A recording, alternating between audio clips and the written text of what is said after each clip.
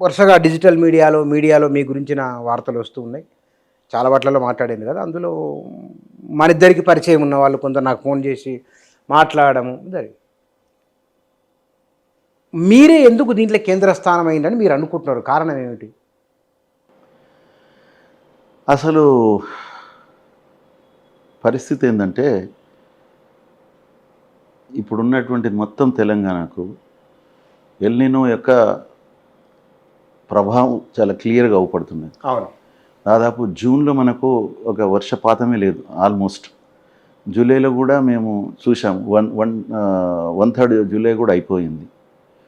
అటువంటి పరిస్థితులలో మాకు ఫోన్స్ వస్తున్నాయి. ఏది రైతుల సంఘాలు, వివిధ పార్టీలకు చెందినటువంటి రైతు సంఘాల నాయకులు, మనం కలిసి పనిచేసిన తెలంగాణ ఉద్యమంలో వాళ్ళందరూ సార్ వాళ్ళు రాజకీయ నాయకులే మాట్లాడుతున్నారు. పంపులు స్టార్ట్ చేయననో, లేకుంటే నీళ్లు కావాలనో. కానీ మీరు ఇంజనీర్లు ఎవరు మాట్లాడడం లేదు. ఏంటి మరి మీరు తెలంగాణ తీసుకొచ్చిందే నీళ్లు, నిజాలు, నీళ్లు, నిధులు నియామకాల గురించే కదా. మరి ఆ నీళ్ళే ఈరోజు లేకుండా పోయినాయి. అటువంటప్పుడు ఈ పరిస్థితుల్లో కూడా మీరు మాట్లాడుకుంటే ఎట్లా అన్నప్పుడు నేను మా Telangana retired association core committee meeting ఒకటి ఏర్పరచుకొని మనం దీని మీద ఏం చేద్దాము, ప్రభుత్వానికి ఏమని మనం చేద్దామని అంటే, సరే ఇప్పుడు తెలంగాణ మొత్తంలో ప్రాణం ఉన్న నది ఏదన్నట్టయితే ప్రాణహిత. అది తప్పించి ఎక్కడ కూడా నీళ్ళు లేవు.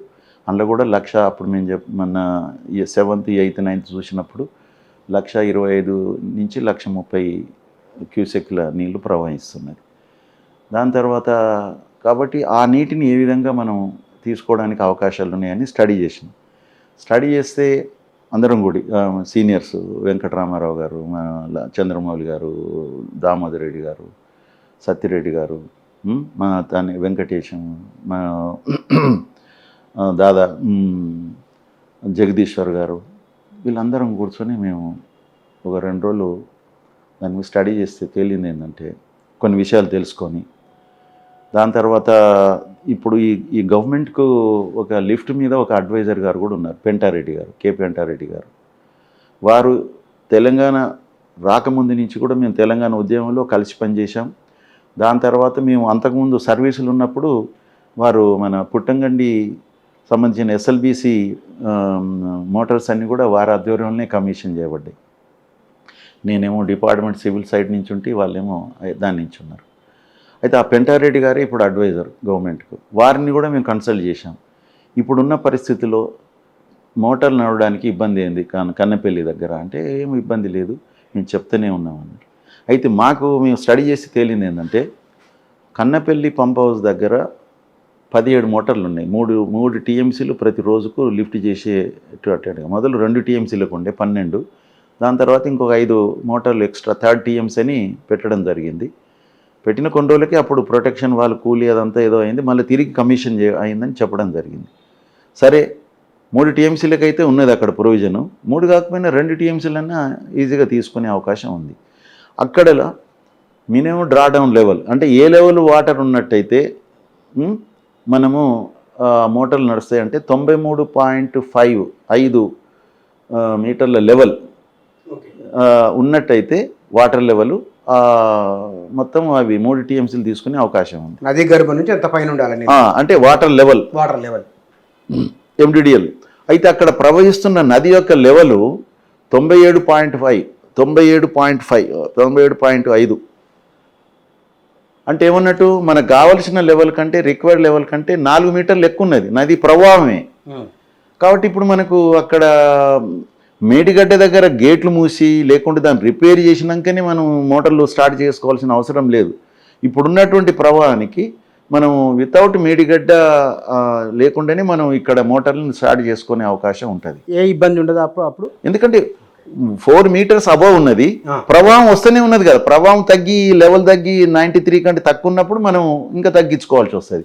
కానీ 93.5 కంటే 4 మీటర్లు ఎక్కువనే ఉన్నది కాబట్టి ఎలాంటి ఉండదని చెప్పేసి దాన్ని ఎక్స్పర్ట్ అయినటువంటి పెంటారెడ్డి గారే నేను ఎవరికి అడ్వైజర్ గారికిను తర్వాత సెక్రటరీ గారికిను చెప్పాను. కానీ మరి ఎవరు నా మాట ఖాతరు చేయడం లేదు అని చెప్పేసి. ఎక్కడున్నారంటే, నేను నార్లాపూర్లో ఉన్నాను, పాలమూరు రంగారెడ్డి మోటార్లు అసలు నడుస్తలేవు, అవి ఎక్కడ జామ్ అవుతాయో అని 5 నిమిషాలు నడపడానికని పోయినా అన్నారు. అక్కడ జామ్ ఏమో కానీ ఇక్కడ మోటార్లు నడపండి మహాశయ, మీరు ఇక్కడ వచ్చి ప్రభుత్వంకి లెటర్ రాసి మీరు మినిస్టర్తో డిస్కస్ చేసి నడిచేటట్టుగా చేయండి, యువర్ అడ్వైజర్, మేము కూడా దానికి సహకరిస్తామని చెప్పేసి ఆ విధంగా అయింది. అయితే అప్పుడు మేము రైతాంగాన్ని దృష్టిలో పెట్టుకొని మాకు వచ్చిన మా ప్రెషర్స్ రైతాంగాన్ని నుంచి మేము డీటెయిల్గా డిస్కస్ చేసి 2 రోజులు, నెక్స్ట్ డే రోజు 11 నుంచి సాయంత్రం 6:30 వరకు మేము డిస్కస్ చేసి ఆ 3 పేరాల లెటర్ రాసినాం అంతే. ఆ 3 పేరాల లెటర్లో పరిస్థితి ఏంటి, ఇప్పుడున్న అల్లిన వలన మనకున్నటువంటి వర్షాభావ పరిస్థితి ఏ విధంగా ఉన్నది, మొత్తం తెలంగాణలో ఏ రివర్లో కూడా నీళ్ళు లేవు, ఒక ప్రాణహితల నీళ్ళు ఉన్నాయి, ఆ నీళ్ళు తీసుకోవడానికి మనకు ఇబ్బంది ఏం లేదు ఇప్పుడని మనకు అక్కడ ఉన్నటువంటి గ్రౌండ్ రియాలిటీస్ ప్రకారంగా తెలుస్తున్నది.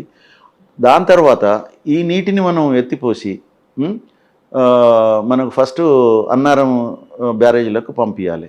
అన్నారం బ్యారేజీకి పంపించినట్టయితే అక్కడ మనకు మినిమం డ్రాడౌన్ లెవెల్ చేయాలంటే అక్కడ ఒక 3.5 TMC వాటర్ని మనము నిలుపుదల చేయాలి 116.5 లెవెల్కు చేస్తే దాని యొక్క మొత్తము కంప్లీట్ కెపాసిటీ 11 TMCలు, కానీ మనం ఎంత ఓన్లీ 3.5 TMCలే అక్కడ మనం నిలుపుతామన్నట్టు. అక్కడి నుంచి మిగతా వాటర్ని మన సుందిల్లాది 16 TMCల కెపాసిటీ రిజర్వాయర్, అక్కడ మనము ఒక 5 TMCలను మనము నింపుకున్నట్టయితే MDDL లెవెల్ వస్తుంది. అంటే లిఫ్ట్ చేసుకోవడానికి కావాల్సినటువంటి లెవెల్స్ వచ్చేస్తాయి. అంటే ఇక్కడ ఒక 3.5 అక్కడ ఒక 5 మీద కొంచెం ఎక్కువ చేసేస్తే మనకు 3 రిజర్వాయర్ల నుంచి మనం లిఫ్ట్ చేసేసి డైరెక్ట్గా ఎల్లంపల్లికి నీళ్ళు పంపించవచ్చు. ఎల్లంపల్లికి నీళ్ళు పంపిస్తేనే అది మిగతా తెలంగాణలోని హైదరాబాద్తో సహా ఉన్నటువంటి నార్త్ తెలంగాణ అండ్ హైదరాబాద్కు మంచినీళ్ళు, తర్వాత ఎన్ రూట్ ఎక్కడ అవసరం ఉంటే అక్కడ సాగునీరుకు నీళ్ళు ఇచ్చుకునేటువంటి అవకాశం ఉంటుంది. ఎల్లంపల్లిలో నీళ్ళు రానంత వరకు మనకు సిస్టంలో ఇంకేది సిస్టంలోకి తీసుకురావడానికి ఇంకో మార్గం లేదు. అప్పుడు దీనికి అప్పుడు మేము రాసినప్పుడు మాకు ఇది నేషనల్ డ్యామ్ సేఫ్టీ అథారిటీ వాళ్ళు దీన్ని క్లోజ్ చేయొద్దని చెప్పారు అనేది ఒకటి మాకు తెలిసింది. కానీ మనము టోటల్గా దీన్ని మనం ఇంపౌండ్ చేస్తలేము. దాని తర్వాత ఇంకోటి కూడా ఏంటంటే ఇప్పుడు ఒక ట్రేసింగ్ టెస్ట్ అని ఒకటి ఉంటుంది. అంటే ఒక మనం కలర్డ్ వాటర్ని ఇటు సైడు నీళ్ళల్లో పోస్తే ఏమన్నా లీకేజ్ ఉన్నట్టయితే, సీపేజ్ లీకేజ్ కింద నుంచి ఉన్నట్టయితే ఆ కలర్డ్ వాటర్ బయటకు వస్తుంది అనమాట. ఇది జనరల్గా నేషనల్ వాళ్ళు NGRI వాళ్ళు చేస్తారు అన్నట్టు. వాళ్ళు అంటే ఇక్కడ లీకేజీలు ఎక్కడైతున్నాయి అసలు ఒక్కోసారి రిజర్వాయర్ నీళ్లు నిండుతుంది, తెల్లారి వరకు ఖాళీ అవుతుంటుంది. అసలు ఎక్కడికి పోతున్నది ఇదంటే ఇలాంటి టెస్ట్ చేస్తే ఎక్కడో 1 కిలోమీటర్ 2 కిలోమీటర్లు అవతల వెళ్తుంది ఒక్కోసారి అక్కడి నుంచి బయటికి వెళ్ళి. మన ఖమ్మంలో గుండ్లపల్లి మీడియం ఇరిగేషన్ ప్రాజెక్ట్ అట్లనే దానికి ఏం చేశారు, ఇక వాటర్ ఇమ్మీడియట్గా నిండుతుంది, తెల్లారు మర్నాటి వరకు ఖాళీ అవుతుంది. అరే ఏంటిది ఎక్కడికి పోతున్నది ఎవరికి తెలుసు, అన్నీ మంచిగా చేస్తుంది, మంచి పర్ఫెక్ట్గా ఉన్నది, బండి పర్ఫెక్ట్గా ఉన్నది, అన్నీ పర్ఫెక్ట్గా ఉన్నది, ఎక్కడి నుంచి పోతుందంటే అప్పుడు ఈ టెస్ట్ చేసిరు అన్నట్టు. వాటర్ని కలర్డ్ వాటర్ పోస్తే ఎక్కడి నుంచి వెళ్తుంది కలర్ మొత్తం చూశారు అన్నట్టు. నెమ్మదిగా 1 కిలోమీటర్ 2 కిలోమీటర్ 2 కిలోమీటర్ అవతల వెళ్ళింది. అప్పుడు అంత దూరం వెళ్ళిపోయిందా అంటే ఆ కింది నుంచి ఉందన్నమాట. మనం ఏదైతే COT దేశాల్లో BCCL నింపుతాం ఇట్లా పోకుండా దాని కింది నుంచి ఉందన్నమాట. అప్పుడు దాన్ని తెలుసుకొని రివర్స్లో చూసి దాన్ని ఇంకా ఎంత ఎక్కడెక్కడ ఉన్నదని చూసి దాన్ని ఇంకా COTని ఇంకా కిందికి దించి అట్లా అరెస్ట్ చేయగలిగారు అన్నమాట. అట్లా ఇది కూడా మనకు సీపేజ్ ఎక్కడ పోతుంది ఎంత పోతుంది అనే దానికి ఏ లొకేషన్లో పోతుందంటే ఆ టెస్ట్ చేయాలి. ఆ టెస్ట్ చేయాలంటే కొంచెం వాటర్ అటుకు పెట్టాలి కదా, ఆ వాటర్ అటు పెట్టాలి కొంచెం, అది కింది నుంచి వస్తేనే కదా మనం ఈ వాటర్ వచ్చేది. ఎక్కడొస్తుంది అనేది సరే అది మాకు సమాచారం ప్రకారంగా కొంత గ్రౌటింగ్ అయింది అనేది కూడా తెలిసింది. అప్పుడు కొంచెం లీకేజ్ అవుతుంటే గ్రౌటింగ్ కూడా చేశారు. ఆ గ్రౌటింగ్ చేయడం వల్ల కూడా చాలా వరకు అది అరెస్ట్ అయిందని, కాబట్టి ఆ గ్రౌటింగ్ చేసిన ఇంజనీర్ని తీసుకొచ్చి సరెండర్ చేసేసి సెక్రటేరియట్లో పెట్టిరని ఎంత మనకు సమాచారం అప్పటి. అంటే చెప్పకుండా ఎందుకు గ్రౌటింగ్ చేసినావు అనేది. ఆయన ఒక ఈఎన్సీ లెవెల్లో ఆయన ఒక ఏదో ఆర్డర్ ఇచ్చిండు, ఏదో అయిందని. ఇది మనకు తెలిసిన సమాచారం. అయితే దీన్ని బట్టి ఏంటి, అక్కడ అంత ప్రమాదకరంగా లేదు. ఉన్నా కూడా మనం ఏం చేస్తున్నాము, కొంతవరకే 40% వరకే మనము అక్కడ 30 to 40% మనము అక్కడ ఆ రిజర్వాయర్ల యొక్క కెపాసిటీని నింపుతున్నాం. నింపిన తర్వాత ఈ వచ్చిన వాటిని మనం డైరెక్ట్గా ఎల్లంపల్లికి మనం లిఫ్ట్ చేసుకోగలిగితే బాగుంటుందన్న ఆలోచనతో ఆ లెటర్ మేము సాయంత్రము 6:30కు మేము ఇష్యూ చేసినాం. మన ఇరిగేషన్ రిపోర్టర్స్ దాంట్లో పెట్టిన తర్వాత ఇమ్మీడియట్గా దాని మీద రియాక్షను, తర్వాత ఇమ్మీడియట్గా కొన్ని ఛానల్ వాళ్ళు దాని మీద డిబేట్ కూడా రాత్రి డిబేట్ కూడా స్టార్ట్ అయింది. అసలు నాకు డిబేట్ స్టార్ట్ అయ్యి దాని యొక్క పూర్తిగా 40 నిమిషాలు ఏదో నడిచినట్టుంది అన్ని పార్టీల వాళ్ళతోని. అది దాని యొక్క లింకు నాకు అమెరికా నుంచి మా అల్లుడు పంపించాడు 9:30కి. అప్పటి వరకు నాకే తెలియదు డిబేట్ ఇక్కడ లెటర్ ఇచ్చారు అంతే, ఎవరిళ్ళల్లో వాళ్ళకి వెళ్ళిపోయినాం. పోయిన తర్వాత 9:30కి నాకు అక్కడి నుంచి వచ్చిందనమాట. వచ్చి చూసే వరకు ఇది ఉన్నది భరత్, అది ఏ ఛానల్లో తెలియదు, భరత్ మెయిన్గా. అరే ఇది అప్పుడే వచ్చేసింది, బాగానే అయింది అనుకున్నాము. తెల్లారు పేపర్లో రావడము, ఇక దాని మీద అంటే నేను అప్పుడు ఇది వైరల్ అయింది అన్నట్టు. ఇది రావడము చేయడం, ఎందుకంటే ఎవరైతే దీని గురించి ఆలోచిస్తున్నారో చేస్తున్నారో రైతాంగం గురించి, ఒక ఇంజనీర్ల నుంచి కూడా ఇంతవరకు లేదు అభ్యర్థన అంటే, ఇంజనీర్ల నుంచి కూడా అభ్యర్థన రాగానే అది ఫైర్ లెక్క అందుకునేది అన్నట్టు. అనుకున్నది ఇక్కడ ముఖ్యమంత్రి ఒక మాట అన్నారు, నీళ్లు ఆపలేము ఎత్తిపోయలేము వారు అన్నమాట. నిజంగా అంటే ఆయనకు ఎవరు ఇంజనీర్లు చెప్పి ఉండాలి కదా, ఎవరో వాళ్ళు చెప్పిన వాళ్ళు బహుశా ఏ అంచనాతో ఆ మాట అని ఉండవచ్చు. నిజమేనా అనేది? నీళ్ళు ఆపలేము అనేది అయితే నేషనల్ డ్యామ్ సేఫ్టీ అథారిటీ వాళ్ళు ఏ గేట్లు కూడా ముయ్యకూడదు అన్లెస్ అంటిల్ మీరు అక్కడ రిపేర్లు చేసి అన్నీ చేసిన తర్వాతనే వాటిని ఆపరేషన్ చేయాలని చెప్పిండ్రు. కాబట్టి ఇంకేమి రిపేర్ చేయలేదు కదా, ఇంకా మనం ఇంకా బోర్లు కొట్టి దాన్ని ఇంకా సర్వేలు వాటిలోనే ఎందుకు ఫెయిల్ అయిందనే దాని మీదనే తెలుసుకోవడానికే ఉన్నాం మనం. ఇంకా ఇప్పుడు కూడా బిచ్చన్న మీకు చెప్తున్నా, 2023 అక్టోబర్ 23 నాడే ఏదో జరిగింది, ఇది 22-23 నాడే, 22 నాడే అనుకుంటా. అయితే ఈ రోజు వరకు కూడా ఈ ఫెయిల్యూర్ కారణాలు ఇవి అని చెప్పేసి టెస్టులు చేసి వాటి యొక్క నిర్ధారణ చేసినటువంటి డాక్యుమెంట్ ఏది లేదు. ఎందుకంటే ఒక రోగికి ఏ రోగం ఉన్నదని డాక్టర్ దగ్గరకు రోగి వస్తాడు, వానికి ఏ రోగం ఉందని ఎట్లా తెలుస్తుంది అసలు? నన్ను చూస్తే టెస్టులు చేయాలి. ఇప్పుడు అన్ని టెస్టులు ఈరోజు నేను ఇదేంటిది డాక్టర్ సీ టెస్ట్లే, ఈరోజు ఏమేమి ఉన్నాయి 68 టెస్టులు రిజల్ట్ సాయంత్రం వస్తుంది. రేపు నేను డాక్టర్ దగ్గర పోదలుచుకున్నా, ఆ టెస్ట్ పట్టుకొని పోతే ఏది ఎట్లున్నది, ఎట్లున్నది లివర్ ఎట్లుంది, కిడ్నీ ఎట్లున్నది అన్నీ తెలుస్తాయి కదా. మరి అది ఆ టెస్టులు ఇంతవరకు చేయకపోతే డాక్టర్ దగ్గర పోతే ఏమంటాడు, టెస్టులు చేయించుకొని రండి అంటాడు, అంతే కదా. ఇప్పుడు ఆ టెస్టులు అనేది నడుస్తున్నది, ఆ టెస్టులు వస్తే ఆ టెస్టుల మీద ఆధారపడి డాక్టరు డయాగ్నైజ్ చేస్తాడు ఇది ఏంటిది, ఏం ప్రభావం ఉన్నది అనేది. ఇంకా టెస్టులే నడుస్తున్నాయి. మరి అటువంటప్పుడు నేషనల్ డ్యామ్ సేఫ్టీ అథారిటీ, దాని పేరే డ్యామ్ సేఫ్టీ గురించి అని ఇక్కడ కొంత లీకేజ్ సీపేజీలు ఉన్నాయి కాబట్టి మీరు ఇమీడియట్గా రిపేర్ చేసుకొని నడిపించుకోండి అని చెప్పిండ్రు.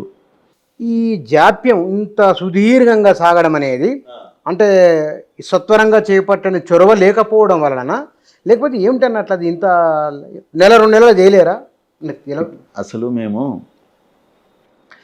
23 అక్టోబర్ 22 నాడు ఇది జరగగానే మా తెలంగాణ రిటైర్డింగ్ అసోసియేషన్ తరఫున ఒకటి ప్రెస్ రిలీజ్ చేశాము. తర్వాత ఒకరిద్దరు ప్రెస్ మన ఛానళ్ళలో కూడా చెప్పడం జరిగింది. అందులో ఏం పెట్టినామంటే, ఫస్ట్ టైం ప్రపంచంలోనే సీకెంట్ పైలింగ్ విధానంలో బ్యారేజీలు కట్టింది ఎవరు, ఎక్కడ అంటే ఈ మూడు బ్యారేజీలే ఉన్నాయి మొత్తం ప్రపంచంలో, మొట్టమొదటివి. సీకెంట్ పైలింగ్ విధానాన్ని అనుసరించి కట్టిన బ్యారేజీలు ఏవి అని మీరు ఇప్పుడు కొట్టండి, మీకు మేడిగడ్డ, సొందిల్ల, అన్నారమే వస్తాయి. కాబట్టి ప్రపంచంలోనే మొదటిసారిగా ఇలాంటి టెక్నాలజీ ఉపయోగించి కట్టిన బ్యారేజీలకు ఏమైనా అయినట్టప్పుడు, అందుకని దీనికి local experts, national experts, international ఎక్స్పర్ట్స్తో కమిటీ వేయండి, టెక్నికల్ కమిటీ. ఆ టెక్నికల్ కమిటీకి టర్మ్స్ ఆఫ్ రెఫరెన్స్ TOR ఏం పెట్టాలంటే, ఇది the real reasons for failure, ఇది ఫెయిల్ కావడానికి నిజమైన కారణాలు ఏంటివి, అసలు కారణాలు ఏంటిది, అది మొదలు తెలపాలి వాళ్ళకు టర్మ్స్ ఆఫ్ రెఫరెన్స్లో. రెండోది, దాన్ని ఏ విధంగా రెక్టిఫికేషన్ చేయాలి. మరి ఏ విధంగా సరిచేయాలి మరి ఆయన జరిగిన తప్పులని అది కూడా వాళ్ళు సూచించాలి. ఏదో ఇది జరిగింది అది జరిగింది దానికి ఎలాంటి ట్రీట్మెంట్ ఉండాలి అది కూడా వాళ్ళు చెప్పాలి. వాళ్లకు 6 months టైం ఇచ్చి అన్ని లాజిస్టిక్స్ అన్నీ సమకూర్చి వాళ్ళు ఏ టెస్టులు ఏ పరికరం కావాలంటే ఆ పరికరాలకు వాళ్ళకు కొనుక్కోవడానికి తగినంత సొమ్మిచ్చి వాళ్ళు ఇంకేదన్నా ఏజెన్సీలను కూడా ఎంగేజ్ చేసుకొని కొన్ని టెస్టులు వాళ్ళతో చేయించాలనుకుంటారు. అలాంటి పవర్స్ కూడా ఇచ్చేసి మీరు 6 months టైం ఇవ్వండి, 1-2 నెలలు అని కాకుండా అని. ఇది మేము ఎప్పుడు చెప్పినాం? 23 అక్టోబర్లో చెప్పినాం మేము. చెప్తే ఇక నేషనల్ డ్యామ్ సేఫ్టీ అథారిటీ వాళ్ళు కిషన్ రెడ్డి గారు లెటర్ రాయగానే ఊరికొచ్చేసి ఒకసారి చూశారు, సగం పూట చూశారు, ఇక్కడ డిస్కస్ చేశారు, అవైలబుల్ డాక్యుమెంట్స్ ఉంటే తీసుకొని పోయారు, ఇంకా కొన్ని కావాలని లిస్ట్ ఇచ్చిపోయినారు. వీళ్ళు పంపించే లోపటినే వాళ్ళు అక్కడ ఒక 3 page ప్రిలిమినరీ రిపోర్ట్ ఒకటి పంపించారు. ఎవరు? నేషనల్ డ్యామ్ సేఫ్టీ అథారిటీ వాళ్ళు. అందులో వాళ్ళు ఏమిచ్చారంటే ఇందులో ప్లానింగ్ రాంగ్, డిజైన్ రాంగ్, ఎగ్జిక్యూషన్లో తప్పున్నది, దాని తర్వాత క్వాలిటీ కంట్రోల్ కూడా తప్పున్నది, వాళ్ళు సరిగా చూడలేదు, దాని తర్వాత కంప్లీట్ అయిన తర్వాత ఆపరేషన్ అండ్ మెయింటెనెన్స్ కూడా సరిగా చేయలేదు. కాబట్టి అన్ని బ్రాంచ్ వాళ్ళది ల్యాప్సెస్ ఉన్నాయని చెప్పేసి వాళ్ళు ఒక స్టేట్మెంట్ ఇస్తూ లాస్ట్ పేరు ఏం రాశారు తెలుసా? However, the state government is requested to furnish the real reasons for failure for taking further necessary action. నిజమైన కారణాలు ఏమిటి ఫెయిల్ కావడానికి అది మాకు తెలుపండి, మేము ఇంకా ఫర్దరు దాని మీద చర్య తీసుకోవడానికి. అంటే నువ్వు ఏం కారణాలు తెలియనప్పుడు నువ్వు ఏ విధంగా వీంది తప్పు వాన్ తప్పు ఎట్లన్నారు? అసలు దానికి అర్థం ఉందా ఏమన్నా? లాస్ట్ పేరు అదే, 3 pages రిపోర్ట్ ఇచ్చినావు అందరు తప్పని. లాస్ట్కి ఏమంటున్నావు? అసలు ఎందుకు ఫెయిల్ అయిందో మాకు చెప్పమంటున్నావు అసలు. అంటే నీకే తెలియదు ఎందుకు ఫెయిల్ అయిందో, వాడిని ఎట్లా తప్పంటావు అసలు? నీకే తెలియనప్పుడు పక్కన ఎట్లా చెప్పేవాళ్ళు? అన్నీ డిజైన్ రాంగ్ అంటివి, ఎగ్జిక్యూషన్ రాంగ్ అంటివి, క్వాలిటీ కంట్రోల్ రాంగ్ అంటివి, O&M రాంగ్ అంటివి. మరి ఇన్ని రాంగులు అయినాక అక్కడ సరిగా సర్వేలు కూడా చేయలేదంటివి. ఇన్ని రాంగ్ అయితే మరి ఫెయిల్యూరు ఎందుకు అయిందిరా బాబు అంటే మమ్మల్ని చెప్పమంటుంటివి. అది అయిందా? దాని యొక్క క్రెడిబిలిటీ అది నేషనల్ డ్యామ్ సేఫ్టీ అథారిటీది. దాని తర్వాత ఇక రాజకీయ నాయకులు వీరి తర్వాత వారి తర్వాత వీరు పోయి విజిట్ చేసి ఇక అందరు ఇంజనీర్లు అయిపోయారు. ఇక అసలు ఇంజనీర్లు ఏమో ఉత్తగా ప్రేక్షకులు అయినరు, ఇక నాయకులే అందరూ ఇంజనీర్లు అయినరు. ఇక ఎవరు వినుకుంటే చేరినాం. ఇక మేమైతే చెప్పేది మొదలు చెప్పేసినాం. దాని తర్వాత ఇక దీని మీద ఇంత అవినీతి జరిగింది, ల్యాప్సెస్ గురించి అందరు మాట్లాడుతున్నారు. ఏం ల్యాప్సెస్ అంటే పని కాకముందే పని అయినట్టుగా సర్టిఫికెట్ ఇచ్చినట్టు, ఇలాంటి ల్యాప్సెస్ అన్నమాట. వానికి సరి అయినటువంటి నోటీస్ ఇవ్వకపోవడము, తర్వాత ఇవన్నీ అంటే డిపార్ట్మెంటల్ ల్యాప్సెస్ని హైలైట్ చేస్తున్నారు ఎవరు ఇచ్చినా కూడా. లాస్ట్కు దీని మీద మేము సమగ్రమైన విచారణ జరిపిస్తాము. సుప్రీంకోర్టు మాజీ జడ్జి మరి ఏమన్నారు, ఆ ఘోష్ కమిటీని నియమించారు. ఘోష్ కమిటీ నియమించినాక దానికంటే ముందు విజిలెన్స్ మనకున్నది కదా, స్టేట్ విజిలెన్స్ అథారిటీ కమిషనర్. ఆ విజిలెన్స్ అండ్ ఎన్ఫోర్స్మెంట్ వాళ్లకు గవర్నమెంట్ ఏమన్నదంటే దీని మీద మాకు ఒక రిపోర్ట్ ఇవ్వండి, ఈ ఫెయిల్యూర్ మీద, ఏది మేడిగడ్డ ఫెయిల్యూర్ మీద. ఏమంటే అప్పుడు ఆయన IPS పవన్ కుమార్ ఎవరో ఉన్నారు, ఆయన చనిపోయిన తర్వాత ఆయన దాని మీద స్టడీ చేసి ఈలోగా ఎన్నికలైన గవర్నమెంట్ మారిపోయింది కదా, మారిపోయిన తర్వాత ఇదంతా నేను చెప్పేది. మారిపోకముందు స్టేట్ గవర్నమెంట్ ఏం చేసింది, ఎల్ఎన్టీ వాళ్ళని ఇది మీ ల్యాబ్సే కాబట్టి మీరే భరించి మేము చేస్తామని వాళ్ళు స్టేట్మెంట్ కూడా ఇచ్చారు. ఎల్ఎన్టీ వాళ్ళు ఎన్ని 100 కోట్లైనా మేమే దీన్ని రెక్టిఫై చేస్తామన్నారు, ఆ 7th బ్లాక్ ఏదైతే కుంగిందో దానికి. అయితే గవర్నమెంట్ మారిన తర్వాత వాడు మారాడు.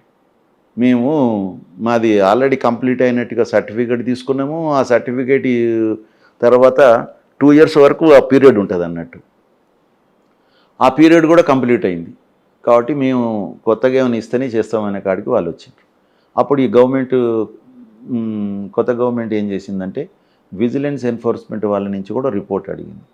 వీళ్ళు విజిట్ చేసినప్పుడు ఆయన పవర్ పాయింట్ ప్రజెంటేషన్ ఇచ్చిండు అక్కడ ఆయన కమిషనర్. అందులో ఆయన కట్టె పట్టుకొని చెప్తుండే అనమాట, ఇందులో డిజైన్ లోపం, ఎగ్జిక్యూషన్ లోపము, క్వాలిటీ కంట్రోల్ లోపము, దాని తర్వాత ఆపరేషన్ అండ్ మెయింటెనెన్స్ లోపాలు, వీళ్ళెవ్వరు కూడా తమ బాధ్యతలు చేయలేదు, వీళ్ళందరూ ఇలా రెస్పాన్సిబుల్ అని ఒక సర్టిఫికేట్ ఇచ్చేసిన తర్వాత మీలాంటి ఒక ఛానల్ నన్ను పిలిచినప్పుడు నేను వీళ్ళందరూ కల్ప్రిట్స్ అన్నట్టుగా చెప్పుకొచ్చిండు. నేనన్నా first culprit is vigilance and enforcement. వాళ్ళు ఈ 10 ఏళ్లలో ఒక్కసారైనా విజిట్ చేసిర్రు ఆ ప్రాజెక్టుని. మరి వాళ్ళకున్న దాని ప్రకారంగా, నాకు తెలిసిన ప్రకారంగా 50 లక్షలు పైబడ్డున్నటువంటి ప్రతి వర్క్ని సంవత్సరంలో ఒకసారి విజిలెన్స్ అండ్ ఎన్ఫోర్స్మెంట్ వాళ్ళు విజిట్ చేయాలి. అది మస్ట్ అది. ఓకే, 50 లక్షలు, ఓన్లీ 50 లక్షలు. ఇది కోట్లు కాదు, 100 కోట్లు కాదు, 1000 కోట్ల ప్రాజెక్ట్ ఇది. 1000 కోట్ల ప్రాజెక్టుకు నీ ఎన్నిసార్లు ఉండాలి అసలు సంవత్సరానికి? వాళ్ళకి చాలా సీరియస్ టాప్ ప్రయారిటీ ఉండాలి కదా. ఇంతకు మించిన ప్రాజెక్ట్ ఏముంది? ఇదే కాదు, ఏ ప్రాజెక్టు పోలే విజిలెన్స్ వాళ్ళు. మరి ఎందుకు వాళ్ళు ఉండే ప్రయోజనం? మరి దేనికి వాళ్ళ మీద ఏమైనా ఫోర్స్ వచ్చిందా, ఏమొచ్చిందో నాకు తెలియదు. విజిలెన్స్ ఎన్ఫోర్స్మెంట్ వాళ్ళది ఏ ప్రాజెక్ట్లో కూడా ఒక రిపోర్ట్ లేదు. మేము అక్కంపల్లి బ్యాలెన్సింగ్ రిజర్వాయర్ ఎక్కడి నుంచి హైదరాబాద్కు వాటర్ సప్లై వస్తుందో, మేము అది 1.5 TMC కెపాసిటీ రిజర్వాయర్. ఆ రోజు దాని వాల్యూ 40 కోట్లు. 40 కోట్ల పనికి సంవత్సరానికి ఒకసారి వచ్చేది తప్పకుండా, ఒకసారి 2 సార్లు కూడా వచ్చిండ్రు. మరి ఆ గంత ప్రాజెక్టుకు అన్నిసార్లు వస్తే ఇది ఏంది 1,00,000 కోట్ల ప్రాజెక్టుకు ఎన్నిసార్లు రావాలి అసలు? ఒక్క రిపోర్ట్ లేదు. మీరు కనుక రెగ్యులర్గా వచ్చుంటే రిపోర్ట్స్ అన్నీ రెగ్యులర్గా ఉంటాయి. ఎందుకంటే వాళ్ళు వచ్చిందంటే అన్నీ సెటరేట్ అయితే వాళ్ళ ఏదైనా తప్పున్నా వాళ్ళు అక్కడ చూపిస్తారు ఇమ్మీడియట్గా. ఇప్పుడు నీకు ఫండమెంటల్గా గ్రౌండ్ ఏది ఫౌండేషన్ కాంక్రీట్ అయినప్పుడు ఆ పైలింగ్ విధానం ఏది మన సీకెంట్ పైలింగ్ విధానాన్ని ఉన్నప్పుడు వాళ్ళు కూడా విజిలెన్స్ చేసారు అనుకో, వాళ్ళకు ఇది కరెక్ట్ పెట్టినరా లేదా ఏందని వాళ్ళు వాళ్ళ రిపోర్ట్లోనే వచ్చేస్తుంది. వాళ్ళది ఒకసారి వచ్చిందంటే సమగ్రంగా రిపోర్ట్ ఉంటుంది వాళ్ళది. కాబట్టి ఆ రిపోర్ట్లే లేవు మనకి ఈరోజు. ఇక మరి అటువంటప్పుడు ఇందులో ఫస్ట్ కల్పరేట్ ఎవరన్నా? అసలు మొత్తం కల్పరేట్ విజిలెన్స్ వాళ్ళు ఒక్కసారి రాకపోవడం అనేది ఎవరికి ఇక మామూలుగా నడుస్తున్నది కదా. ఇప్పుడు ఆజమాయిష్ అంటూ సరిగా లేకపోతే ఇష్టం ఉన్నట్టే రాసుకుంటాం కదా, పని చేస్తాం, కానీ రికార్డ్స్ అనేది సరిగా ఉండవన్న పద్ధతి ఉండాలి. కాబట్టి ఆ ప్రాజెక్టుకు అట్లా కావడానికి కారణము విజిలెన్స్ అండ్ ఎన్ఫోర్స్మెంట్ వాళ్ళది ఒక్క విజిట్ లేకపోవడం అనేది. అసలు దాని కారకులు ఎవరో ఇక నేను చెప్పలేను. ఇక ఎందుకు వాళ్ళు రాలేదో, ఇక్కడే కాదు ఏ ప్రాజెక్టు రాలేదు వాళ్ళు ఈ 10 సంవత్సరాలల్లో. అది ప్రాజెక్ట్. మరి ఇప్పుడు ఎందుకు మాట్లాడుతున్నారు అంటే దానికి? అప్పుడేమో రాలేదు, మౌనంగా ఉన్నారు, ఇప్పుడు మాట్లాడుతున్నారు. ఇప్పుడు ఆయన ప్రజెంటేషన్ ఇచ్చిండు ఆ రోజు, వీళ్ళు తప్పు వాళ్ళు తప్పు వీళ్ళు తప్పు అని. నేను ఆయన అన్న రోజే ఆయన ఇంకా చనిపోలేదు అప్పటికి. నేనే అన్న అసలు కల్పరేట్ వాళ్ళు అసలు ఎందుకు రాలేదని. అదొకటి. దాని తర్వాత ఈరోజు మనకున్న పరిస్థితి ఏంటి అసలు ఉన్నది. కాబట్టి ఈ పరిస్థితిలో గ్రౌండ్ రియాలిటీని మేము దృష్టిలో పెట్టుకొని ఎట్లా చేయాలనే ఉద్దేశం మీద ఒక ఇంజనీర్స్గా, ఒక వాటర్ రిసోర్స్ ఎక్స్పర్ట్ అనుకోండి, ఇంజనీర్స్ అనుకోండి, తెలంగాణ వాదులు అనుకోండి, తెలంగాణ తెచ్చుకునేదే మనం దీని గురించి కదా, నీళ్ళ గురించే కదా. ఆ నీళ్ళే ఏదో ఒక దగ్గర ఉన్నాయా అవి తీసుకురావడానికి ఎవడో చెప్పిండంటే మన ఇంజనీర్లని నమ్మకుండా, తెలంగాణ ఇంజనీర్లు ఎంతోమంది నిష్ణాతులు ఉన్నారు, వాళ్ళు అనుభవం ఉన్న వాళ్ళని ప్రభుత్వం ఒకసారి కూడా కాన్ఫిడెన్షియల్గా తీసుకోలేదు. ఇప్పుడు ఉన్నారు ఈఎన్సీలుగా చేసి అన్నీ చేసిన, ఎన్నో డ్యాములు కట్టిన వాళ్ళు, చెక్ డ్యాములు కట్టిన వాళ్ళు, బరాజులు కట్టిన వాళ్ళు, పెద్ద పెద్ద స్ట్రక్చర్స్, హైడ్రాలిక్ స్ట్రక్చర్స్ కట్టిన వాళ్ళు ఉన్నారు కదా. మరి వాళ్ళతో డిస్కస్ చేసి తర్వాత ప్రొఫెసర్స్ ఎవరైతే వాటర్ రిసోర్స్ దాంట్లో ప్రొఫెసర్స్, ఇప్పుడు డాక్టర్ బాబురావు గారు మేము చదువుకున్నప్పుడు ఆయన మా ప్రొఫెసర్ సాయిల్ మెకానిక్స్, ఆయన అథారిటీ ఇండియాలో ఈరోజు సాయిల్ మెకానిక్స్లలో ఆయన ఒక అథారిటీ. ఆయన హైదరాబాద్లో ఉంటాడు, ఆయన కనీసం కన్సల్ట్ చేయలేదు, ఆ ప్రభుత్వం చేయలేదు, ఈ ప్రభుత్వం చేయలేదు. తెలిసా లేకపోతే కనుక వద్దనుకోను, అది ఏంటో తెలియదు. ఇక ఆయన అప్పుడు ఆ ప్రభుత్వానికైతే నేను మేడిగడ్డ దగ్గర మాకు చెప్తే ఈ టేక్స్ సమ్ టైం ఏదో అంత చెప్పిండు ఆయన, 8 నెలలు చెప్పిండు. అన్ని నెలలు మాకు టైం లేదని చెప్పేసి ఆయనకి ఇవ్వలేదు. అది సబ్స్ట్రాటా ఎక్స్ప్లోరేషన్ ఇట్లన్నీ మాకు తెలిసిన సమాచారం, ఎందుకంటే సార్ చెప్పిన దాని ప్రకారం. ఆయన తర్వాత ఆయన కన్సల్టెన్సీ కూడా చేస్తున్నాడు. అయితే అటువంటి వాళ్ళు ఎంతమంది ఉన్నారు, పీజీ శాస్త్రి లాంటి పెద్ద మేధావులు ఉన్నారు మన దగ్గర. తర్వాత వాటర్ రిసోర్స్లో పనిచేసి తర్వాత ప్రొఫెసర్గా చేసినటువంటి వాళ్ళు ఎన్నో యూనివర్సిటీల నుంచి ఉన్నారు ఇక్కడ. మరి మీరు వాళ్ళతో ఒకసారి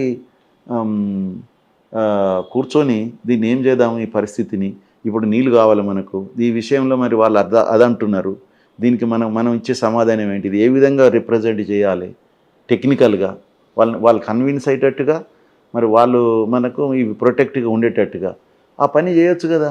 అసలు పనులే ఎక్కడున్నాయి, అసలు పనులే అయితే లేవు.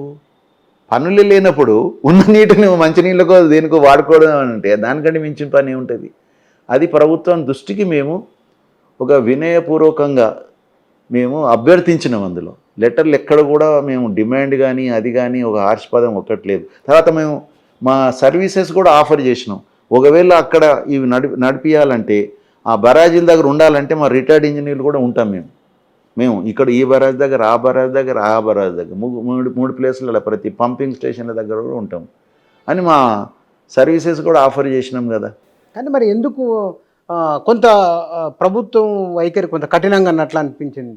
అయితే గమ్మత్ ఏంటంటే 10th ఇది 9th రోజు ఇచ్చినాం కదా, 10th రోజు పేపర్లు వచ్చింది. అయితే నేను ఎవ్రీ ఇయర్ 10th రోజు మేము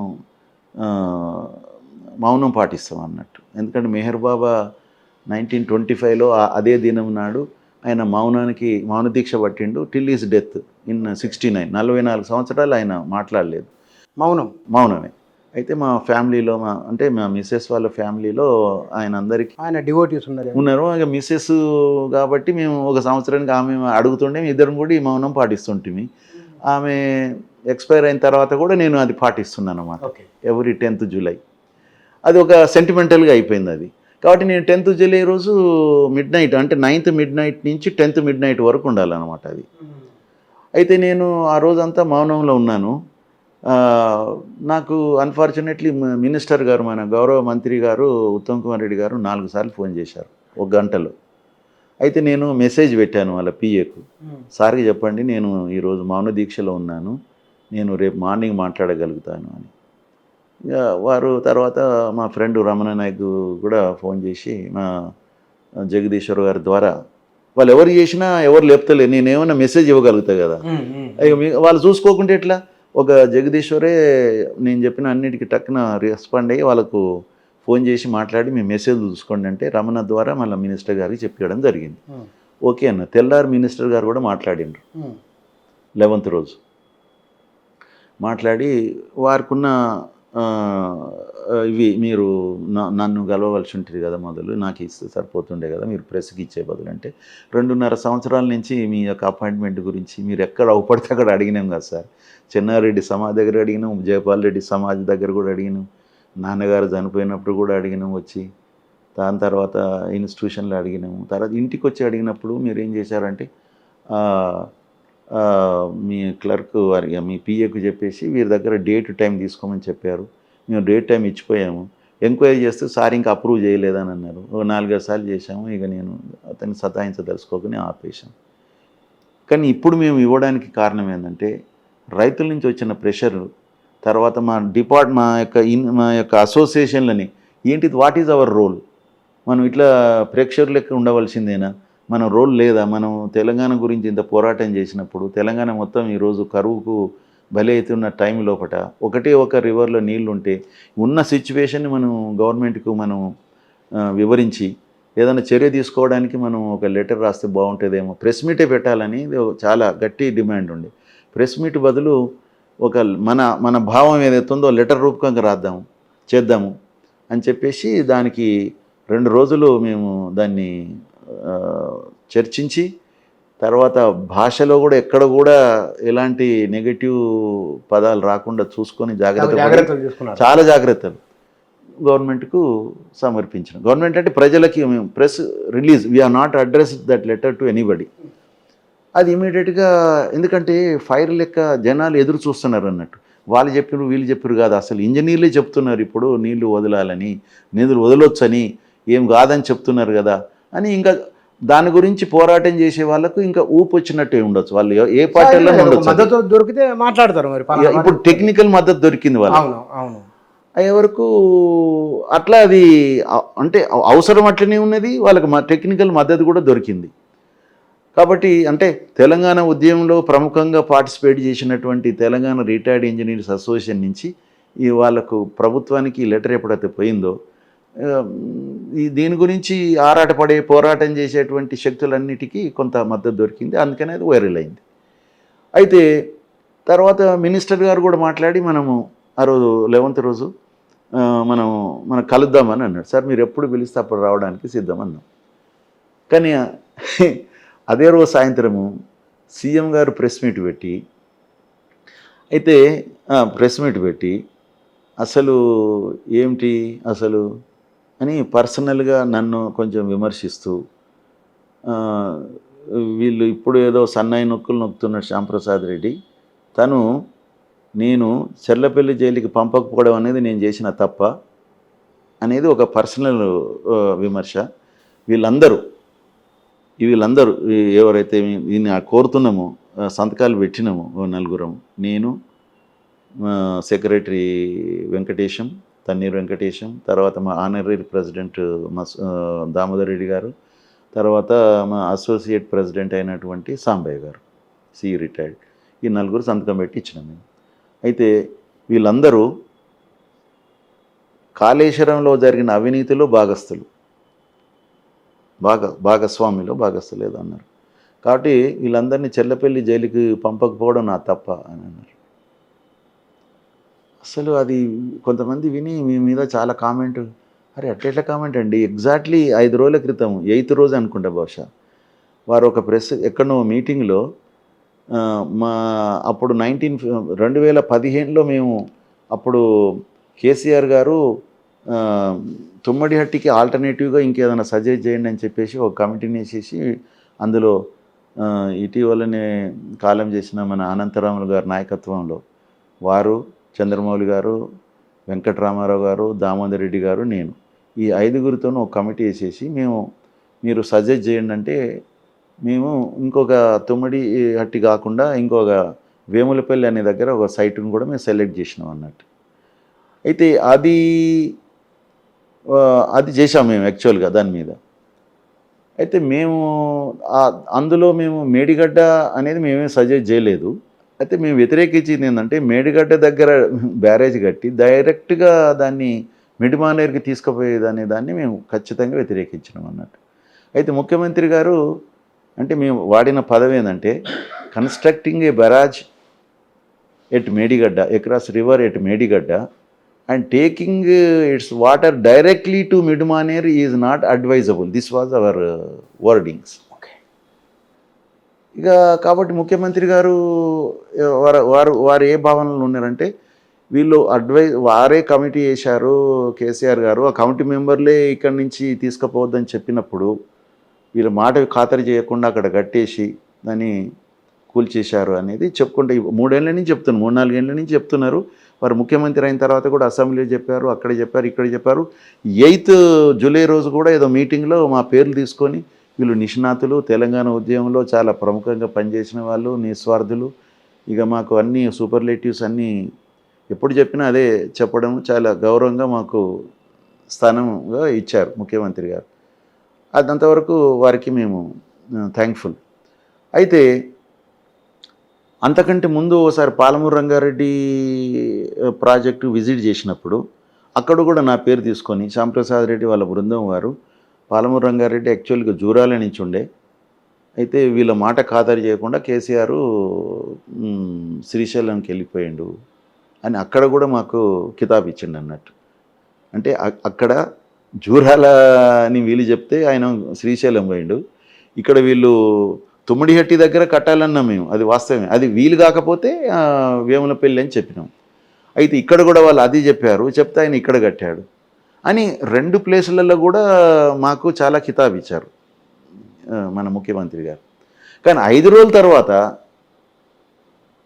ఎక్దమ్న ఇది ఎప్పుడైతే మేము ప్రభుత్వానికి ఒక ప్రతిపాదన ఎంతో వినయంగా మేము ఇచ్చినటువంటి ప్రతిపాదన చూసి వీళ్ళు తెలంగాణ వాదుల ముసుగులో బీఆర్ఎస్ కార్యకర్తలు అన్నాడు ఏదో అని వీళ్ళు అసలు శ్యాంప్రసాద్ రెడ్డి గారు ఆ రోజు వేములపల్లి దగ్గరని చెప్పి తర్వాత ఈరోజు ఇక్కడ దీన్ని స్టార్ట్ చేయమంటున్నారు ఏంటి? వీళ్ళందరినీ చెల్లపల్లి జైలుకు పంపకపోవడం నా తప్ప ఈ వీళ్ళని శ్యాంప్రసాద్ వీళ్ళందరినీ వీళ్ళంతా ఒక కిలాడి కిలాడి కమిటీకి చైర్మన్ కేసీఆర్ గారు, అందులో మెంబర్లు ఈ రిటైర్డ్ ఇంజనీర్లు, ఇక వారు మన ఈటెల రాజేందర్ గారిని, హరీష్ రావు గారిని తీసుకున్నారు. ఏంటి ఎగ్జామ్ను మేము పరేషాన్ అయిపోయినాం. అసలు ఇదేంటి, అసలు మేము ఇచ్చింది ఏంటిది, అసలు మేము చేసింది మేము అట్లా అనుకుంటే కేసీఆర్ గారు ముఖ్యమంత్రి ఉన్నప్పుడు దాదాపు 10 సంవత్సరాలు ఉన్నప్పుడు వారు తీసుకున్న, మేము చెప్పిన దాన్ని వారు వినక వారు తీసుకున్న నిర్ణయం వ్యతిరేకంగా మేము దాదాపు 18 లెటర్లు రాసాం. 1 కాదు 2 కాదు 18 రాసాం అన్నేళ్లలో. ఒక లెటర్ అయితే మేము డైరెక్ట్గా సీఎంకి రాసినాము, అడ్రస్ చేసినాము, ప్రెస్కి ఇవ్వలేదు. అది ప్రెస్కి ఇవ్వలేదు.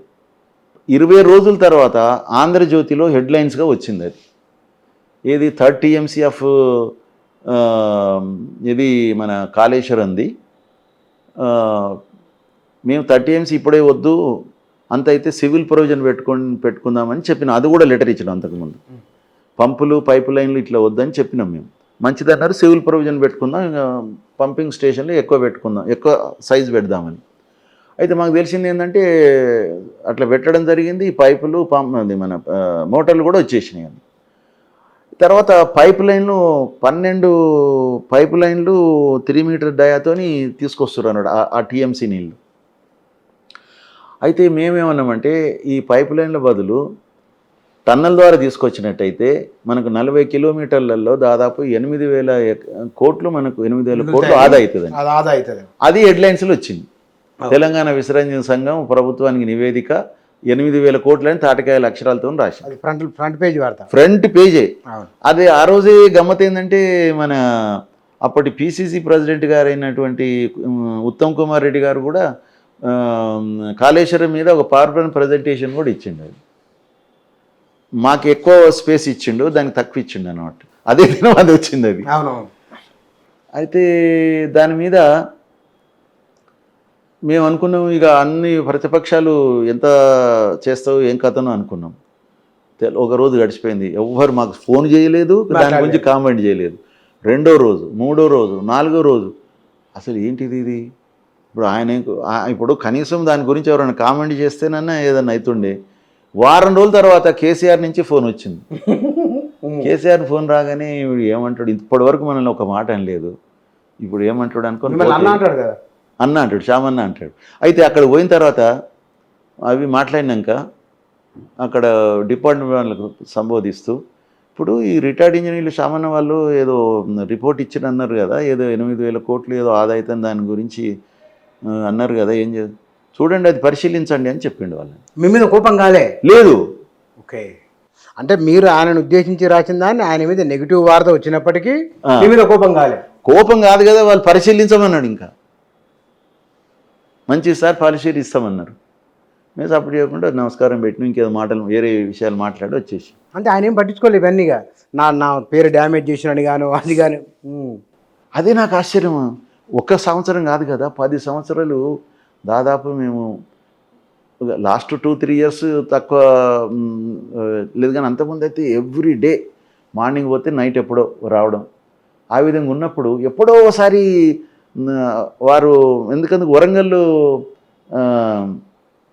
కంతనపల్లి ప్రాజెక్ట్ మీద వచ్చిందన్నట్టు.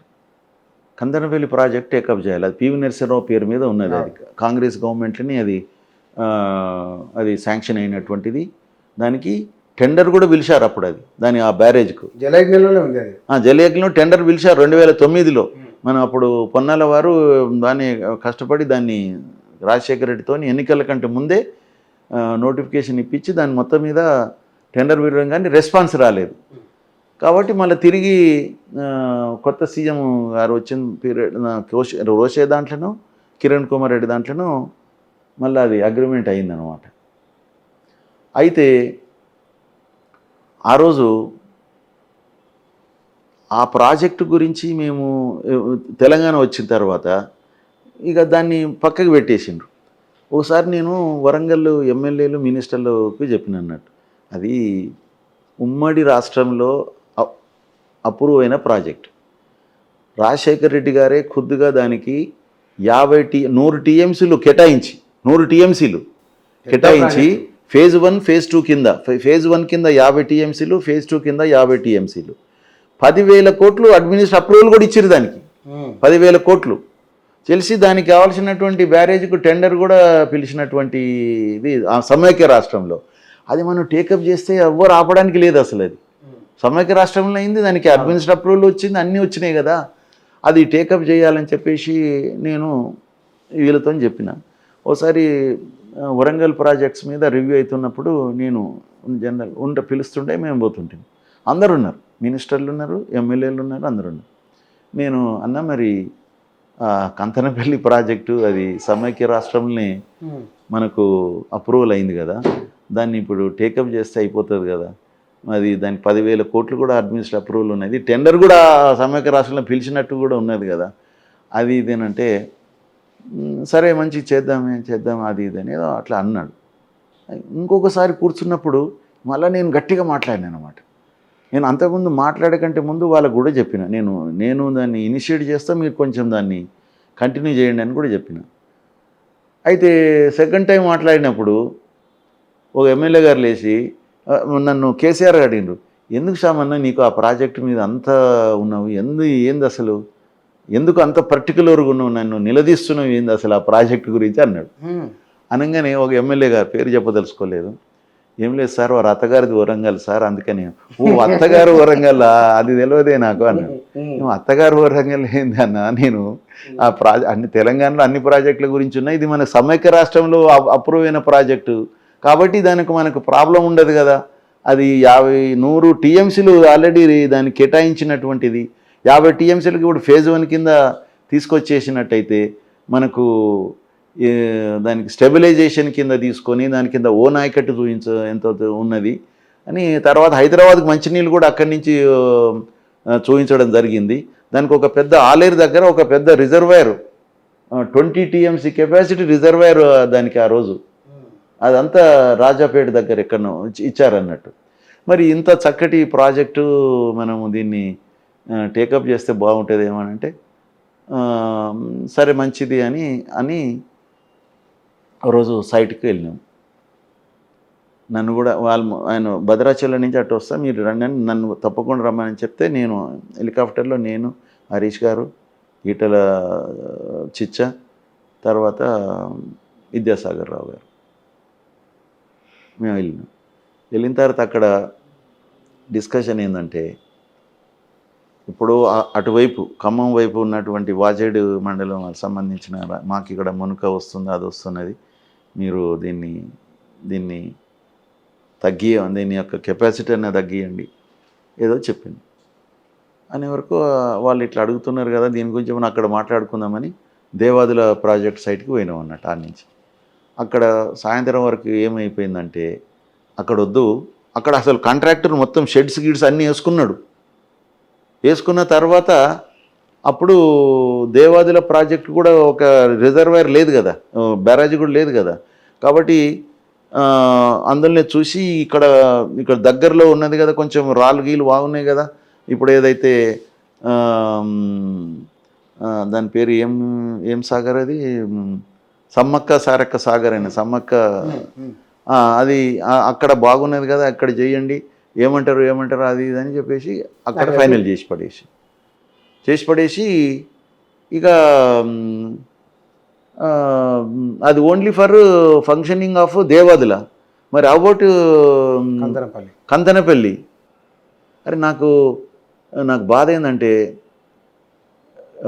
2018లో కదా ఎన్నికలని, 18 ఎన్నికలప్పుడు కాంగ్రెస్ వాళ్ళు మా మేనిఫెస్టోలో ఏమి ప్రాజెక్టులు అడగాలనంటే కోదండరెడ్డి గారు నన్ను రిక్వెస్ట్ చేసిండ్రు, తెలంగాణకి మేము ఏ ప్రాజెక్టుల మీద అడిగిండు. మొత్తం నేను ఒక 7-8 పేజీల లెటరు నేను పెట్టి కంతనపల్లి ప్రాజెక్టు పివి నరసింహారావు పేరు మీద ఉన్నదండి. మీరు దీని గురించి వారు అప్పుడు పిసిసి ప్రెసిడెంట్ వీరే మన ఉత్తమ్ కుమార్ రెడ్డి గారే. అయితే నేను వారికి పంపించి మళ్ళీ వారు ఒకసారి రమ్మన్నారు అన్నట్టు. ఉత్తమ్ కుమార్ రెడ్డి గారు నేను పోయి మాట్లాడి ప్రాజెక్టులు ఉన్నది మీరు ఎక్కువ ఇన్సిస్ట్ ఈ కంతనపల్లి ప్రాజెక్టు రాజశేఖర రెడ్డి పీరియడ్లో టేకప్ చేసినటువంటిది, దాన్ని మీరు ఇన్సిస్ట్ చేస్తే బాగుంటుందంటే దాని గురించి. కానీ ఇక్కడ కాళేశ్వరం ప్రాజెక్టు మొదలు మనం 2017, 2016, 2017లో మాట్లాడుకున్న మాట నాకు ఇప్పటికి గుర్తున్నాయి. కరువు వచ్చినప్పుడు, వాతావరణం అనుకూలించినప్పుడు నీళ్లు లిఫ్ట్ చేసుకోవడం దీని ప్రధాన లక్ష్యం. సరిగ్గా ఇప్పుడు దాని లక్ష్యం ఉన్నది ఇక్కడ. ఏ కాళేశ్వరం ప్రాజెక్టు ఏ పర్పస్లో అయితే అన్న ఆ 3 షేకింగ్ హ్యాండ్స్ ఉండాలనుకున్నారో ఇవాళ ఆ పర్పస్ ఉన్నది కదా. ఈ పర్పస్ వల్ల నెరవేరడం లేదు. నెరవేరకపోవడానికి పరస్పర రాజకీయ ఆరోపణలు కారణమా, లేకపోతే కనుక బీఆర్ఎస్ చేస్తున్నట్లుగానో కొన్ని ఆరోపణలు కొంతమంది అక్కడక్కడ అవి కారణమా, కాంగ్రెస్ చెప్తున్నట్టుగా నిజంగానే దాన్ని ముట్టుకుంటే నష్టమా? చూడండి, మిగతా ప్రాజెక్టులకు కాళేశ్వరానికి ఉన్న డిఫరెన్స్ ఏంటంటే ఏ లిఫ్ట్ స్కీమ్ అయినా మీరు చూడండి, దానికి సోర్స్ ఆఫ్ వాటర్ ఏదైతుందో ఒకటే దగ్గర నుంచి ఉంటుంది అన్నట్టు. ఒక రివర్ నుంచి తీసుకుంటాం, 2 లిఫ్ట్లు, 3 లిఫ్ట్లు, 4 లిఫ్ట్లు, 5 లిఫ్ట్లు. ఇప్పుడు పాలమూరు రంగారెడ్డి ఉన్నది, 5 లిఫ్ట్లు ఉన్నాయి. కానీ ఒక శ్రీశైలం నుంచి నీళ్ళు తీసుకోవడము first lift, second lift, third lift, 4th lift, 5th lift. అదేవిధంగా ఇప్పుడు మన కల్వకుర్తి తీసుకోండి, 3 లిఫ్ట్లు, ఫస్ట్ లిఫ్ట్, సెకండ్, థర్డ్, ఒకటే సోర్స్ శ్రీశైలం. అదేవిధంగా మన భీమా ప్రాజెక్ట్ తీసుకోండి, ఒకటేమో భీమా 1 రిజర్వాయర్ నుంచి, భీమా 2 ఏమో కాలువ, అక్కడ ఇంకొక కాలువ 18 కిలోమీటర్ కాలువ తర్వాత వచ్చినటువంటి అక్కడి నుంచి ఒక చిన్న రిజర్వాయర్ నుంచి. ఎక్కడైనా సోర్స్ ఒకటే దగ్గర నుంచి ఉంటుంది, ఎన్ని లిఫ్ట్లు అయినా కూడా.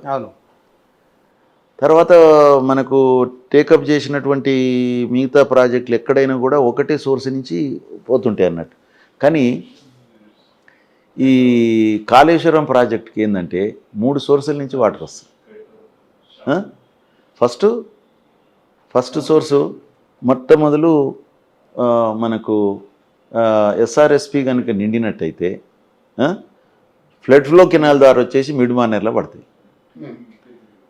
తర్వాత కాళేశ్వరం ప్రాజెక్టు ఓన్ ఆయకట్టు ఏదైతే ఉందో 18 లక్షల ఎకరాలు ఫ్లడ్ ఫ్లో కెనాల్ నుంచి వచ్చిన మిడ్ మానేర్ తర్వాతనే ఉన్నది. మిడ్ మానేర్ వరకు కాళేశ్వరం ఆయకట్టే లేదు. కాబట్టి ఎస్ఆర్ఎస్పి నుంచి ఫ్లడ్ ఫ్లో కెనాల్ ద్వారా వచ్చిన వాటర్ ఏదైతే ఉందో ఒకవేళ బాగా వచ్చినట్టయితే అప్పుడు ఈ కింది నుంచి మెడిగడ్డ నుంచి లిఫ్ట్ చేయాల్సిన అవసరమే లేదు. అంటే అదొకటి సోర్స్. సపోజు మనకు ఇంకా నీళ్ళు కావాలనుకోండి, నెక్స్ట్ ఇంక కొన్ని నీళ్లు అనేది కాకుండా ఎల్లంపల్లి డైరెక్ట్గా గోదావరి వాటర్ వచ్చి ఎల్లంపల్లి నిండుతుంది, అదో సోర్స్. ఇదేమో కెనాల్, ఫ్లడ్ ఫ్లో కెనాల్ ద్వారా ఇక్కడ వస్తుంది శ్రీరామ్ సాగర్. దాని తర్వాత అదే శ్రీరామ్ సాగర్ ఫ్లడ్ వాటర్ ఏదైతే ఉందో ఎల్లంపల్లి నిండుతుంది. ఎల్లంపల్లి నుంచి 2 స్టేజ్లు లిఫ్టింగ్ ద్వారా ఇళ్ళకి పడుతుంది మిడ్ మానేర్లో. కాబట్టి అది సెకండ్ సోర్సు. అసలు సోర్సు ప్రాణహిత నుంచి. అయితే నేను దీనికి ఏం పెట్టినంటే ముందుగా లా అండ్ ఆర్డర్ కాపాడాలి. అంటే ఇక్కడ లా అండ్ ఆర్డర్ అంటే రైతులకు ఇరిగేషన్ వాటర్ ఇవ్వాలి. లా అండ్ ఆర్డర్ కాపాడాలంటే వాతావరణము మామూలుగా ఉన్నట్టయితే మన లాఠీ తీసుకున్న పోలీసులు నడుస్తారు అన్నట్టు. మన సివిల్ పోలీసులు ఉంటారు కదా, వాళ్ళతోనే లా అండ్ ఆర్డర్ మెయింటైన్ అయ్యబడుతుంది, ఏం ఇబ్బంది లేదు. అంటే అది మిడ్ మానేర్ అన్నట్టు. అది మిడ్ మానేర్కి వస్తే నీట్గా అయిపోతుంది. కొంచెం ప్రాబ్లమేటిక్ ఉన్నదంటే సిఆర్పి వస్తుంది, కొంచెం ప్రాబ్లమేటిక్ ఉంటాయి. సిఆర్పి అంటే ఎల్లంపల్లి అన్నట్టు. ఇంకా ప్రాబ్లం ఏందనుకో ఆర్మీ దిగుతుంది, అది మన మేడిగడ్డ. ఆర్మీ ఎప్పుడు దిగుతుంది, మొత్తము అక్కడ వీళ్ళతో కంట్రోల్ కానప్పుడు, వీళ్ళ దగ్గర లేనప్పుడు, అప్పుడు అది ఆర్మీ దిగుతుంది. అంటే కరువు పరిస్థితులు మీ లెక్కన అదే కదా. ఆర్మీ దిగిందంటే అక్కడ పరిస్థితి అంతా అస్తవ్యస్తంగా ఉంటుంది. మరి ఎప్పుడో సంవత్సరానికి 2 సంవత్సరాలకు 3 సంవత్సరాలకు మరి అవసరం ఉన్నప్పుడు ఉంటే ఎందుకు ఆర్మీ వద్దని అనుకుంటామా? అప్పటికప్పుడు కావాలంటే ఆర్మీ తయారవుతుందా? పోలిక బాగుంది. అప్పటికప్పుడు కావాలంటే ఆర్మీ వస్తుందా? ఆర్మీ ఎప్పుడే కానీ రెడీగా ఉండాలి. వాళ్ళు యుద్ధం జరగదు కదా, జరగదు, కానీ ఎప్పుడు వాళ్ళు రెడీగా ఉండాలి. అదేవిధంగా అలాంటి సిచ్యువేషన్ వచ్చినప్పుడు ఆదుకునేది మన మేడిగడ్డ. కాబట్టి ఈరోజు మొత్తం సిచ్యువేషను సివిల్ పోలీసుతో అయితే లేదు, సిఆర్పితో అయితే లేదు, ఇప్పుడు ఆర్మీకి ఉపజెప్పాల్సిన పరిస్థితి ఏర్పడ్డది. ఆర్మీకి ఉపజెప్పడానికి ఉన్న అవరోధాలు ఏవైతున్నాయో అవి తొలగించి మనం ఆర్మీకి ఉపజెప్పాలి. కానీ ఆర్మీకి ఇది ఉంది కదా, ఈ చట్టాన్ని ఇక్కడ ఆర్మీ పెట్టడానికి వీలు లేదు కదా, ఇప్పుడు అది వద్దన్నారు కదా అని కూర్చుంటే ఇక్కడ మొత్తం నాశనం అయిపోతుంది. రైతులకు నష్టం జరుగుతుంది. కాబట్టి ల్యాండ్ ఆర్డర్ పోయిందంటే రైతులకు నష్టం అవుతుంది. ఇప్పటికైనా సరే నీళ్ళు ఇప్పుడు బేసిజాలకు పోకుండా, పంతాలకు పట్టింపులకు పోకుండా రైతాంగాన్ని ఆదుకోవాలి. రేపు ఇంకా 2 నెలలు వర్షం, నెల రోజులు వర్షం రాకుంటే కనా కష్టకాలం అవుతుంది. ఇప్పుడు నీళ్లు లిఫ్ట్ చేసుకునే అవకాశం ఉన్నదా? లిఫ్ట్ అంటే మేము ఇంతకుముందు మీకు చెప్పాము. ఇప్పుడైతే ప్రాణితలో దాదాపు 1,00,000 క్యూసెక్ల పైన నీరు వస్తున్నది. మనం కన్నెపల్లి దగ్గర పంపులు నడవడానికి కావాల్సిన లెవెల్ కంటే కూడా ఇంకా 3-4 మీటర్లు హయ్యర్లోనే ఉన్నది వాటర్ ఫ్లో. దానికి మన మేడిగడ్డ యొక్క గేట్లని మూసి చేయవలసిన అవసరం లేదు. ఇప్పుడు ఓపెన్గా వెళ్ళిపోతున్న కూడా ఆ లెవెల్ ఉంటుంది. అంత ఒకవేళ అక్కడి నుంచి ఇన్ఫ్లో కనుక తగ్గిపోతే ఈ లెవెల్ తగ్గుతుంటుంది అన్నట్టు. కాబట్టి ఇప్పుడైతే వాస్తవంగా అయితే ఇప్పుడు మనకు అవైలబుల్ లెవెల్ ఉన్నది. కాబట్టి కన్నెపల్లి పంప్ హౌస్ నుంచి రోజుకు కనీసం 2 టీఎంసీల నీళ్ళని మనం ఎత్తిపోసి అన్నారంలో పోయొచ్చు. అన్నారంలో మనం ఒక 3 టీఎంసీలు 3.5 టీఎంసీలు చేస్తే ఎండిడిఎల్ వస్తుంది. అక్కడి నుంచి మనం దాన్ని సుందిళ్లకు మనం చేయొచ్చు. అక్కడ కూడా ఎండిడిఎల్ వరకే నిలిపోని వాటర్ని అక్కడి నుంచి ఎల్లంపల్లికి పోవచ్చు. కాబట్టి ఇంతవరకు మనం ఏమంటున్నాము, ఎన్ఎండిసి వాళ్ళ మన నేషనల్ డ్యామ్ సేఫ్టీ వాళ్ళ యొక్క పర్మిషన్ గురించి కూడా ప్రభుత్వము ఒక లెటర్ రాసో లేకుంటే మంత్రి గారు వెళ్ళో సెక్రటరీ గారు వెళ్ళి వారితో డిస్కస్ చేస్తే బాగుంటుంది. కాబట్టి నేను నిన్న ఒక 2 ఛానల్లో కూడా ప్రభుత్వం దీని మీద ఒక స్పందించినట్టయితే, మాకు తెలిసిన సమాచారం ప్రకారంగా ఒక సీనియర్ విలేకరి నేషనల్ డ్యామ్ సేఫ్టీ అథారిటీ వాళ్ళ యొక్క దాంట్లో కూడా కాంటాక్ట్ చేస్తే ఎవరు ఇంతవరకు మాకు కాంటాక్ట్ ఎవరు చేయలేదు కదా, ఇప్పుడు పరిస్థితి ఇది ఉన్నది, అక్కడ ఇంజనీర్లు ఏమో చేసుకోవచ్చు అని అంటున్నారు, మీరు ఏమంటారు అని అడిగినట్టు తను. వాళ్ళు ఎవరో వాళ్ళ పేరు తెలియదు. వాళ్ళు స్పందించింది ఏంటంటే, మాకు ప్రభుత్వం నుంచి అలాంటి అభ్యర్థన ఏది రాలేదు కదా అని ఏదో అన్నారని తెలిసింది నాకు నిన్న. కాబట్టి ఇప్పటికైనా మేము మీ ద్వారా ప్రభుత్వాన్ని కోరేది ఏంటంటే, ఇమ్మీడియట్గా డ్యామ్ సేఫ్టీ అథారిటీ వాళ్ళని కన్సల్ట్ చేసి పరిస్థితి ఇప్పుడు గ్రౌండ్ రియాలిటీని వాళ్ళకు వివరించి ఏ విధంగా కరువు పరిస్థితులు వచ్చినాయి, ఆ ఒక్క దాంట్లోనే నీళ్ళు ఉన్నాయి, దాన్ని తీసుకోవడానికి కూడా మేము మినిమం డ్రాడౌన్ లెవెల్ వరకే పెట్టేసేసి దాన్ని ఒక నిపుణులతోని ఒక కమిటీ వేసి వాళ్ళని 24 గంటలు దాన్ని పర్యవేక్షించే విధంగా మనం చూసుకుంటూ సర్వైలెన్స్ చేసుకుంటూ మేము నడపడానికి మాకు పర్మిషన్ ఇవ్వవలసిందిగా వీళ్ళు కోరితే డెఫినెట్గా అవుతుంది. ఒక శుభసూచకం ఏంటంటే, మంత్రి గారు కూడా ఈరోజు దేవాదాల నుంచి వచ్చిన తర్వాత ఆఫ్టర్నూన్ ఢిల్లీకి వెళ్తున్నట్టుగా పేపర్లో చూసాము. అదేవిధంగా డ్యామ్ సేఫ్టీ అథారిటీ చైర్మన్ కూడా కలుస్తున్నారని కూడా తెలుస్తుంది. బహుశా ఇదే ఇక్కడ ఉన్నటువంటి సిచ్యువేషను రైతాంగం యొక్క ఆవేదనను తెలుసుకొని ఉన్నదని నేను భావిస్తున్నా. వాళ్ళు గ్రౌండ్ రియాలిటీ ఎక్స్ప్లెయిన్ చేసేసి డెఫినెట్గా నేషనల్ డ్యామ్ సేఫ్టీ అథారిటీ నుంచి మనకు రివైజ్డ్ ఆర్డర్ వచ్చే అవకాశాలు అయితే ఉన్నాయని నేను భావిస్తున్నాను. Right sir, thank you.